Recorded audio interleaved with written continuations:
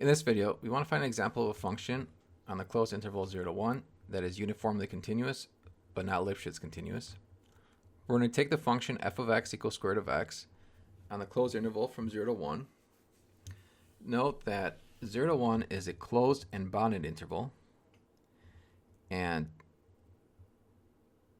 by the Hein-Cantor theorem, if a function is continuous on a closed bounded interval, then it is uniformly continuous on that interval. So f of x is definitely continuous on the closed interval. Therefore, it is uniformly continuous on the closed interval from 0 to 1.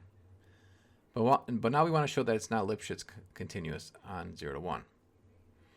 So by definition, f is Lipschitz continuous on an open interval, or on an interval, sorry, if there exists a constant L greater than 0, such that for all x and y in an interval, the absolute value of f of x minus f of y is less than or equal to L times the absolute value of x minus y. And now we're going to use a derivative here. So if a differentiable function is Lipschitz continuous on an interval, if and only if its derivative is bounded on that interval. So taking the derivative of square root of x, that's just 1 over 2 root x.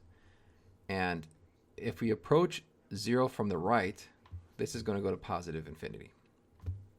So clearly the derivative is not bounded because it's going to positive infinity near x equals 0, and therefore the function is not Lipschitz continuous on the closed interval.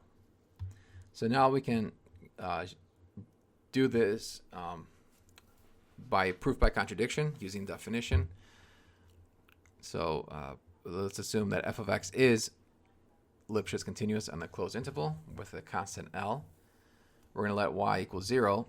The Lipschitz condition requires that for all x from 0 to 1, this inequality holds. So f of x, we said is square root of x. F of 0, well, square root of 0 is just 0.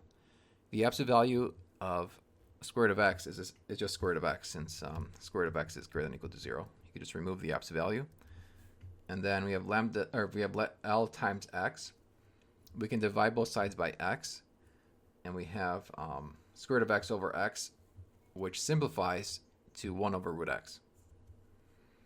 And so as we let x approach 0 from the right, 1 over root x goes towards infinity. Therefore, this cannot be bounded, because right now we're saying 1 over root x is less than or equal to L. We have an upper bound for it, but when we take the limit as x approaches 0 from the right, clearly there is no upper bound because it goes towards infinity. And so this contradicts the assumption that L is a fixed upper bound. So therefore, this is the example that we want.